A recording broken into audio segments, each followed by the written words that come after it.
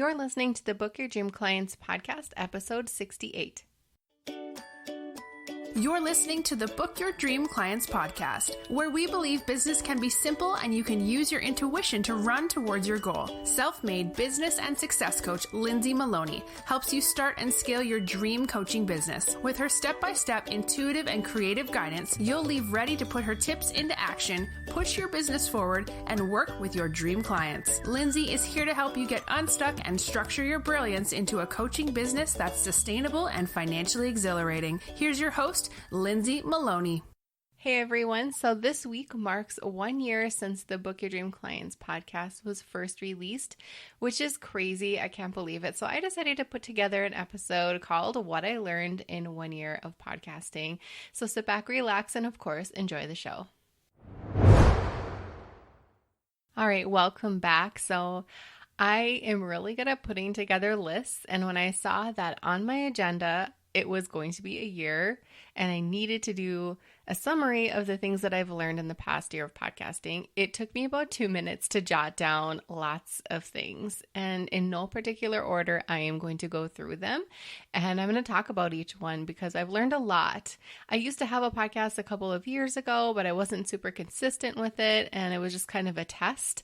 So last year when I decided to pick it back up again after committing to it at James Wedmore's Next Level retreat, I really decided to do it all the way. I wasn't going to shortchange myself. If I wanted to do an episode about something, I was going to go for it. If I wanted to reach out to somebody for an interview, I was going to go for it.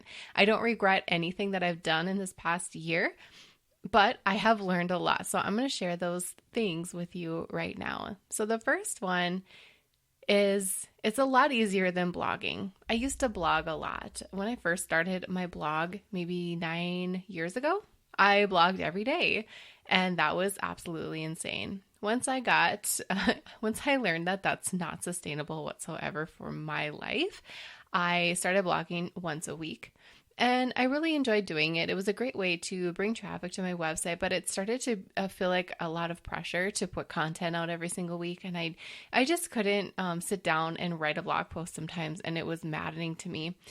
So I quit blogging for almost a year. Or maybe over a year, I don't remember. But I quit blogging because I thought, okay, I have enough content out there. I said what I can say, and I'm just going to let it go and see what happens. And then after I decided to start podcasting up again, I realized this is a lot easier. It's a lot easier for me to just sit and talk because I talk a lot.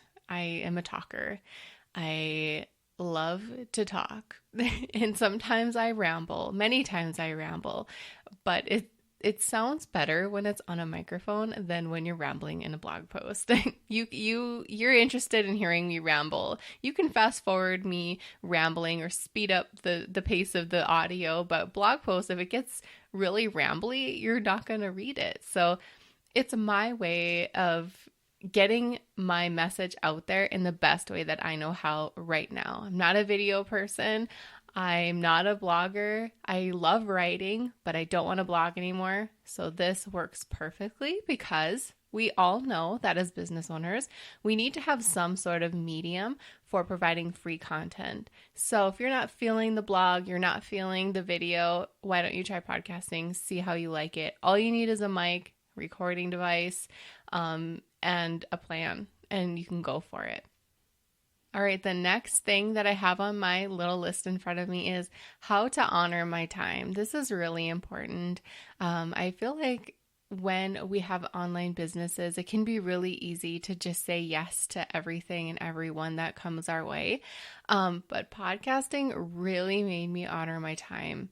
I have a very small window of time where I will do podcast interviews, and that is on Saturday mornings. And I rarely, if ever, I don't think I've ever, maybe one podcast episode, because she was in Australia, I wiggled my time to fit her in. But otherwise, I stick very hard to my schedule of Saturday mornings because during the week, I don't want to be caught up in my office with the door shut. I love the fact that my office door is open 100% of the time when my kids are at home after school or even before school, I don't want to have my office door shut or not be able to take care of them when they're up and running around, getting ready and all of those things.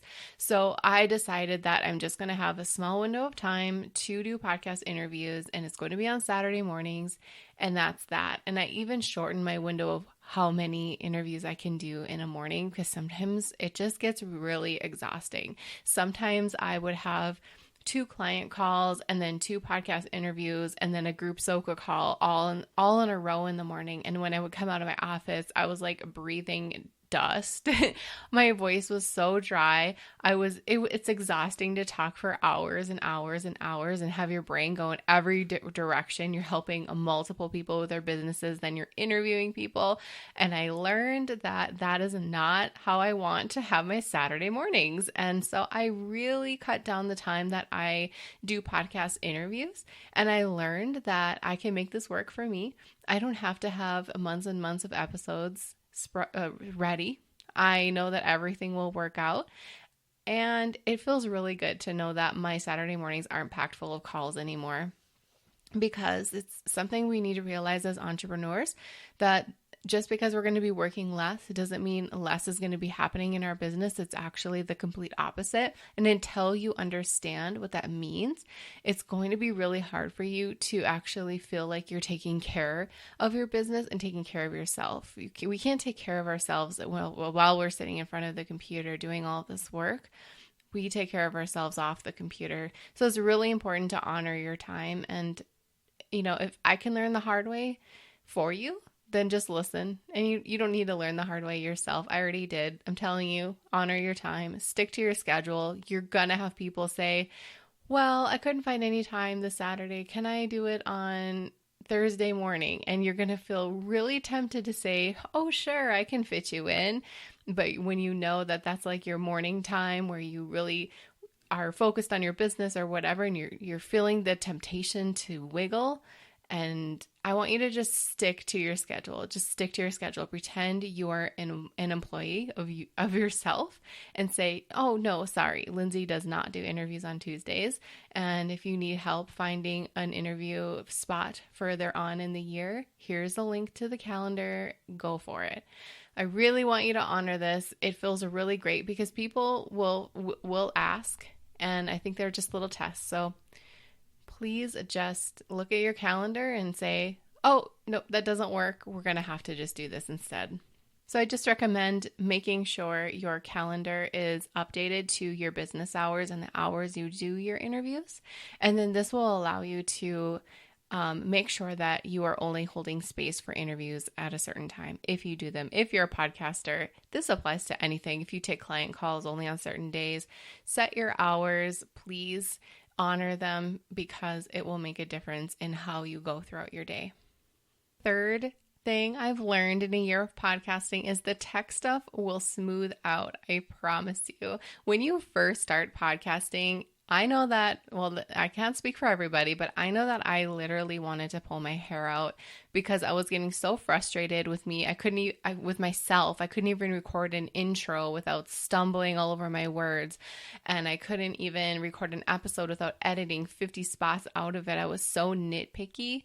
And then on top of that, the tech was just like kind of blowing my mind. So I was really conscious of what I was saying, how I was saying it. And I ended up spending so many hours editing one episode, and it was just ridiculous. It was not worth my time at all. So not only, the tech of recording the episode, then you have to convert it to an MP3, and then you got to load it in your podcast player, hub place, or whatever it's called. I'm so techie. You got to load it in there, and then you have to promote it. There's just a lot of steps when it comes to getting your podcast out there. And I want to do it this way because I choose to. I mean, I could totally just load a podcast and be done, but I want to promote it. I want it on my website. I want it on social media. I want it everywhere. So I do all these things. But when you're first getting everything going, it does take time, and it will smooth out. Pretty soon it's just second nature getting everything loaded, and it's going to feel really easy for you. But give it 5 to 10 episodes before you decide to not do it anymore, or before you decide to let your frustration get the best of you. It will smooth out, I promise you. And the fourth one is it's a great way to get in front of audiences. So if you are a podcaster and you have guests on your show, they're hopefully going to promote it in front of their audiences. So that might be on Facebook, might be on their website, Instagram, Pinterest. So we like to make sure we take care of our guests. So we'll do things like create social media promotional images for them so they don't have to do that. We save them the work because they were gracious enough to be on our podcast. So we're going to create some simple images to send them that kind of match the Book Your Dream Clients podcast brand, and just to get it out there in front of new faces. So think about that. If you have a podcast and you speak to somebody who has even, 500, 5,000 followers, 50,000 followers on Instagram alone, they're talking about that in front of people who probably don't follow you yet. So it's a great way to get free eyeballs and free ears listening to you, and then hopefully taking you up on your calls to action on your website and just following you and seeing what you're all about. It's a free way. It's just like guest post blogging. And but this is, people can hear you. This is such a much deeper connection than reading, because it activates one of the senses. They can hear you. So, and when people hear you, they feel like they know you.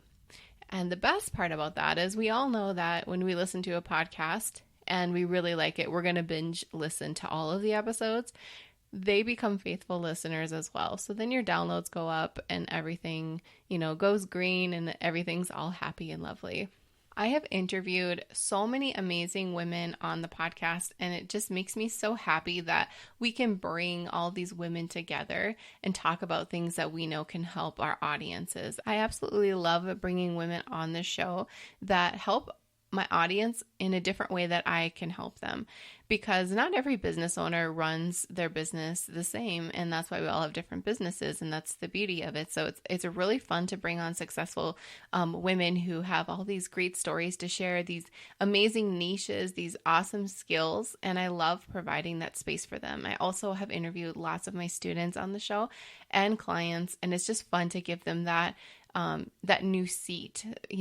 Sometimes when you're on a call with your clients, you speak to them for months, or your students, you've known them for over a year, and then they get to be a podcast guest on your show. It puts them in a different seat, and it's fun to have a conversation with them in that context. And I was always kind of worried about not having enough guests planned on the podcast, and that's never been a problem for me. It seems like guests just keep trickling in. They keep applying to be on the show. That makes me so happy.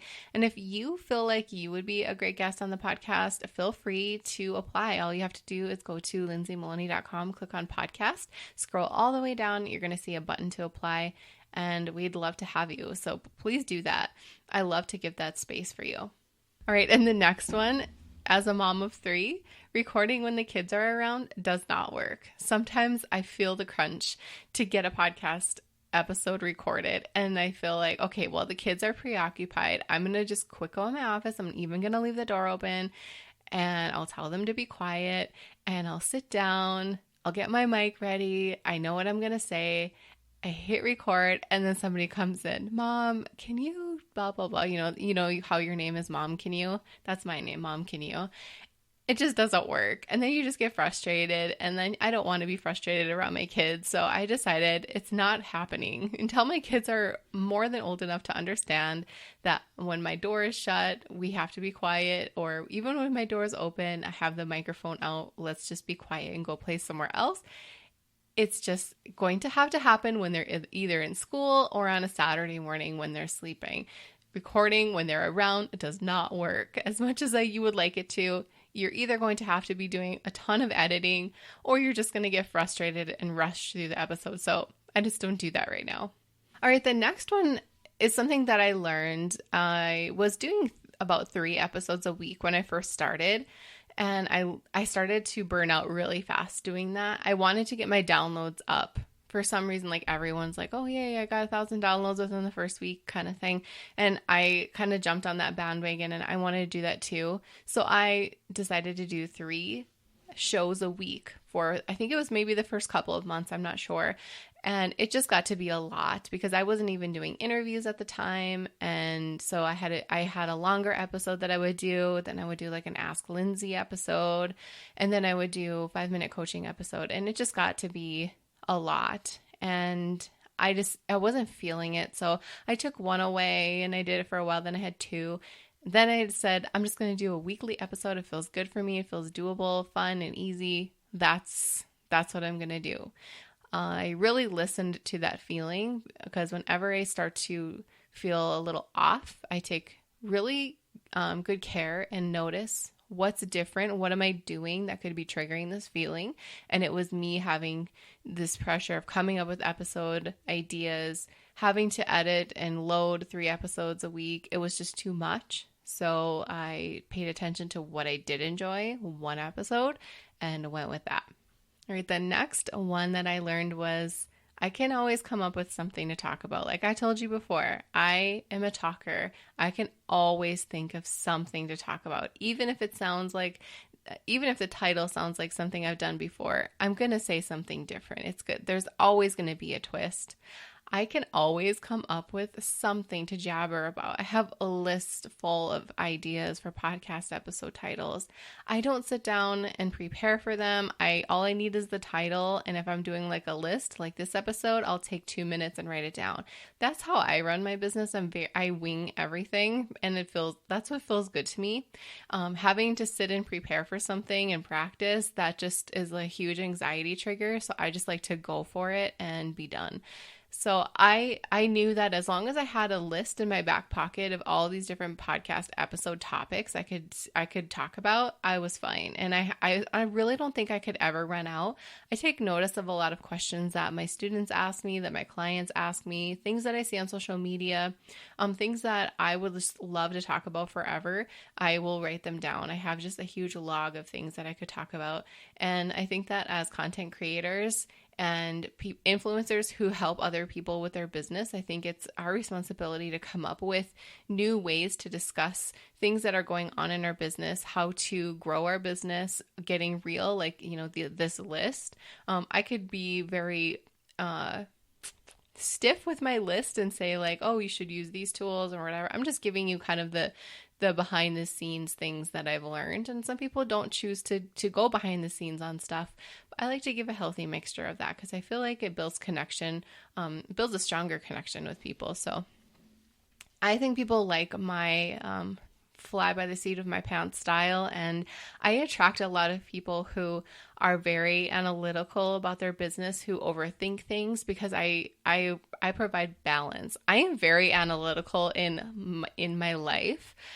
I mean, just ask my husband, ask my mom. I analyze everything, overthink everything. But when it comes to my business, I'm just so in tune with it and aligned. I know exactly what to do. I know exactly what to worry about, what not to worry about. Actually, I don't worry about anything. And that's not how I run my business. Always positive about everything. I never worry if I'm not going to have something to say. I never worry about if I'm not even going to have a title for a podcast episode.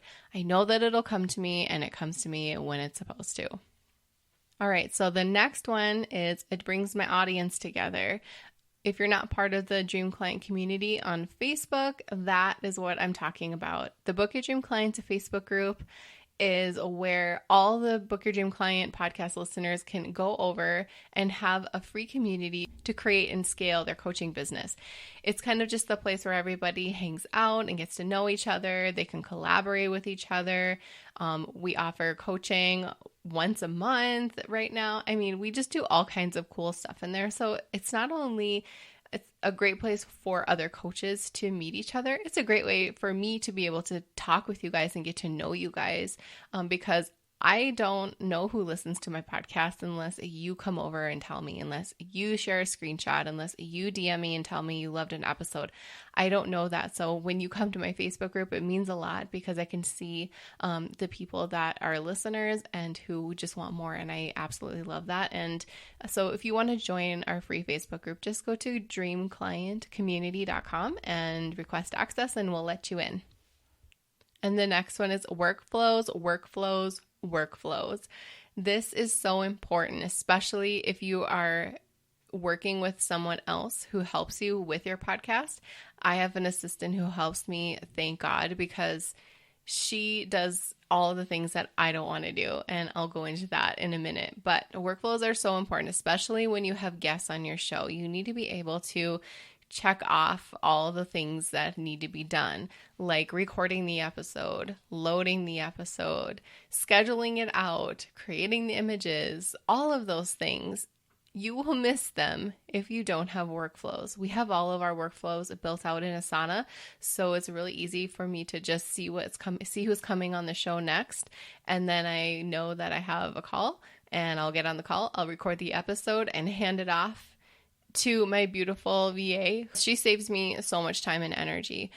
So workflows are super important if you're kind of if you're the type of person who likes to check off things and see what you've accomplished, then definitely create a workflow. I mean, just creating a simple checklist is going to help you get through each episode, just because there's a lot of little bits and pieces that are involved. So if you don't have one and you want to create one, I suggest you just start journaling every single thing you do to create the episode, from the idea all the way to when it's released. Write down every little thing that you do, and then create a master checklist, and then go through it every single time you record your show. Which leads me to the next one: outsource what doesn't light you up. So what doesn't light me up when it comes to the podcast is creating the blog post. And that's why, like I said, my assistant helps me do that. She will listen to the podcast episode, bless her heart, and she'll create all the highlights. She loads the email and sends it out to the list every single Monday. She helps me do all the things that I don't want to do. I don't really enjoy editing my podcast, but I still hold on to that for some reason, control issues. But she does all the other things that don't light me up. And that's important in your business. If you're doing things that just doesn't make you feel like, if you just kind of drag your feet to do a task, think of somebody or somewhere you can reach out to see if you can get some help in that area. It will make a huge difference in the attitude of your business and just the complete alignment of having somebody take something off your hands that you don't have to do.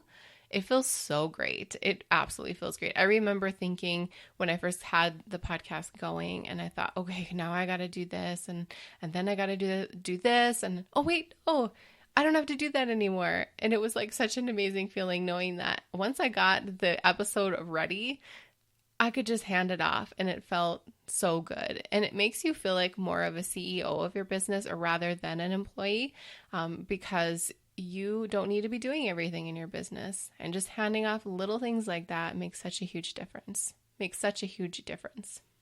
All right, and the last one is, it doesn't have to be perfect. Oh my gosh, if you wanted your podcast episode to be perfect and sound like it was recorded in this big production studio, then have fun with that. But I don't think you'll be able to sustain that level of perfection, because you're always going to find something to nitpick at, especially if you don't like the sound of your voice, or you sounded like you were sitting too far away, or some of my podcasts, you can tell that I'm swaying in my chair and my voice is going because sometimes I don't even realize that's what I'm doing. Sometimes my bracelet will hit my desk and it'll make a loud noise, or sometimes I'll hit the microphone, and I don't care.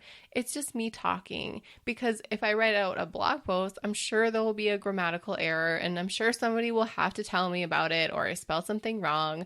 I just really don't care. I mean, as long as I don't sound like a complete doofus, it's going to go out there. I'm not going to have a podcast episode of me having a sneezing attack or a coughing attack. But if I say the word or like too much, that's just how I talk. And if you don't like it, then you're not listening to this anyway. So whatever. You're not perfect. You don't speak perfectly. It's okay. It's okay to have a podcast episode that isn't perfect. It's okay to not sound like the podcasters who've recorded thousands of episodes already. It's okay. It's just a medium for people to listen to you. And what's worse, you having a podcast episode where you said the word or you not having something at all where people can listen to you and get to know you and really feel connected to you? What's worse? I think you know the answer. And I think that so many of us really want to do something like starting a podcast. And it feels really intimidating because it seems like you have to have all of this equipment and this experience and all of this stuff. But really, all you need is a microphone. You need something to record it on. And that's it. You don't need a bunch of stuff. And I actually even have all of the tools that I use on my resources page on my website. We can put that link in the show notes because you're going to see how easy it is. That's all you need. $60 for a microphone and some recording software. Easy peasy. So in the past year, you can see that I've learned a lot. And I think that a lot of this stuff applies to anything in business, how to honor your time, how to outsource things that don't let you up, meeting new people online. And so you can broaden your horizons. You can get in front of other audiences, that things don't have to be perfect. You can always come up with content ideas. All of these things don't just apply to podcasting, they apply to everything. Whether you're thinking about what you're going to say on social media or what you're going to write on your website, it doesn't matter. Just be true to yourself. If it's fun and easy and it feels really good and aligned, then just go ahead and do it and cut everything else out that doesn't serve you. You're going to feel amazing once you do that for yourself. So thank you so much for listening to this episode and to all the other episodes. I appreciate you so very much. Here's to another year of the Book Your Dream Clients podcast.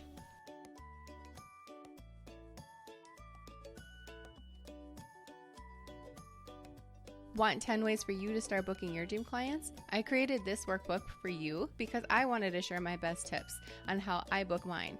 You're not going to believe how easy these are, and I know you'll be able to take my tips and put them into action ASAP so you can start working with your dream clients. To grab the workbook for free, all you have to do is go to lindsaymaloney.com/podcast. Hey coaches, are you a member of the Book Your Dream Clients community yet? Because you should be. Just go to dreamclientcommunity.com to request free access. We do fun things like website audits, challenges, and we even have a book club. Join the free Dream Client community now, and we'll see you there. Thank you so much for listening to the Book Your Dream Clients podcast. If you want to find out more information how you can work with me, just head on over to my website, lindsaymaloney.com. You will be able to see how you can work with me privately or in a group setting. I'm all about helping you start and scale your coaching business, so I'd love to hear from you. Don't forget to subscribe to the show on iTunes and leave a rating and review. And if you want bonus points, take a screenshot of a review and tag me on your Instagram story. I'd love to see it and share it with my audience. And plus, you don't want to miss another episode.